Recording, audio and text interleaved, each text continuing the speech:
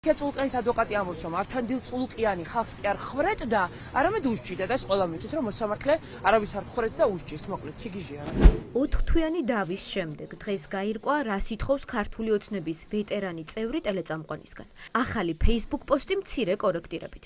თია ცულუკიანი ნანუკა ჟორჟოლიანს ერთი სიტყვის გამოედავება. ცილისწამებაზე სარჩელში წერია, რომ ჟურნალისტმა ცულუკიანის მამა ხალხის დახვრეტაში დაადანაშაულა, როცა მოსამართლე ავთანდილ ცულუკიანი მხოლოდ ხვრეთის გადაწყვეტილებებს იღებდა. თია ცულუკიანს პრობლემა იმასთან დაკავშირებით არ აქვს, რომ მამამისი სიკვდილს უსჯიდა ადამიანებს.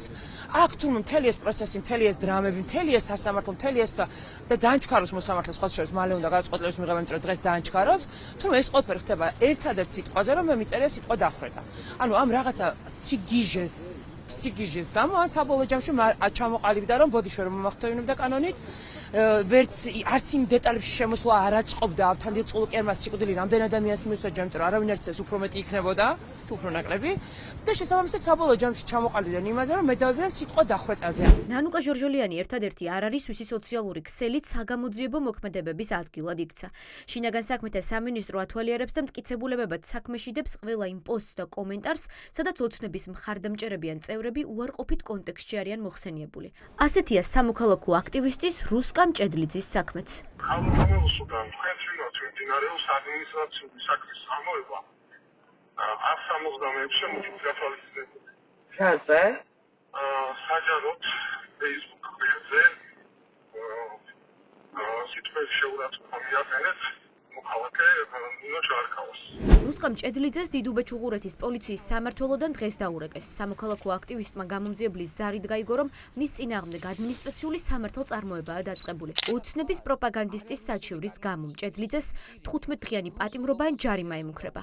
დავწერა, რომ თამაზ თამაზაშვილი, ანუ ირაკლი ღარიბაშვილის სიმამრი არის ნინო ჯღარკავას ნაშა. ანუ ნინო ჯღარკავამ თხოვს, რომ ფაქტები წარმოვადგინო, რატო ვუწოდე თამაზ თამაზაშვილს ნაშა. ანუ როგორ ფაქტები თუ აქტები, ანუ აქ ვერ ვთანხმდებით მე მგონი. ხო და ეს უკვე სისხლის სამართლის ნაწილში გადის და მინდა ნინო ჯღარკავას ვუთხრა, რომ მე რომ იმ კომენტარების გამო, ყველა კომენტარის გამო, დღეში ერთი კომენტარის გამო ქალბატონო ნინო გიჩივოთ, მთელს დარჩენილ ცხოვრებას გაატარებთ ციხეში. თქვენ და ის სექტა, რომელიც კომენტარებში, რა ვიცი, თქვენი მოწოდების შემდეგ იწერებიან ხოლმე. აქტივისტის წინააღმდეგ საქმეში ეს ერთი კომენტარი დევს. მოსარჩელე ნინო ჯღარკავა წარსულში ირაკლი ღარიბაშვილის ოჯახის ახლო მეგობარი, ახლა კი ქართული ოცნების პროპაგანდისტი. როგორც კი სუბრალდებას, როგორც კი აი ესეთ მარაზმს, შეურაცხყოფას მაკადრებს ვინმე და დამაბრალებს და ამას მტკიცებულებას არ მოიტანს იმისაც, რაც მაკადრა ახალგაზრდა ქალმა რაც იკადრა, ან ცხოვრება არ უნდა, ხვალ ქალია, გასათხოვარი, როგორ უნდა იკადრო ის რაც იკადრა, ხო? მტკიცებულებას დადებს ველოდების სასამართლოს.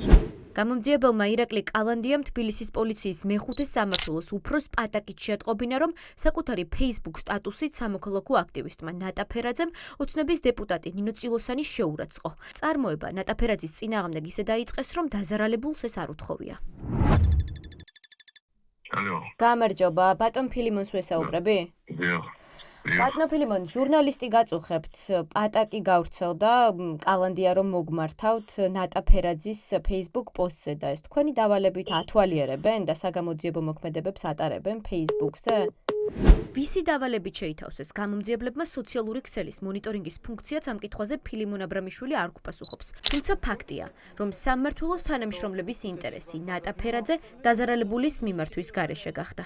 პოსტი იყო ტელეპირველის არაჩვეულებრივი ჟურნალისტური გამოძიების გამოძახილი, სადაც გაშიფრული არის თუ როგორ ითვისებენ საქართველოს მიწა-წყალს და რას უშვებიან, როგორ მოჭრა წილოსანის ოჯახმა.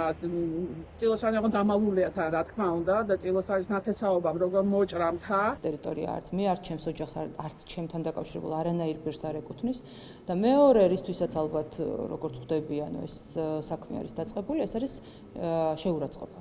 შეურაცხყოფა უკიდურეს სიტყვებით, რომელიც ნატაფერაძეს ახლა ნამდვილად არ ეშლება და არც უნდა გაუკვირდეს და პირიქით მისთვის შეიძლება პატივიც იყოს, რომ განსაკუთრებული გინებებისთვის რაღაცნაირად აღიარებული იქნება დამნაშავედ. არა, მე არ მიმართავს. სოციალურ ქსელებში გაკეთებული განცხადებების გამო სამართლებრივი დავის ახალი ტალღა სამოქალაქო აქტივისტებისთვის იმ რეპრესიების გაგრძელებაა, რომლის პირობებში უკვე წლებია ცხოვრობენ. აბსურდული საქმეების გამო მოქალაქეების ნაწილი საკუთარ პროცესებზე მისვლასაც კი არ აპირებს.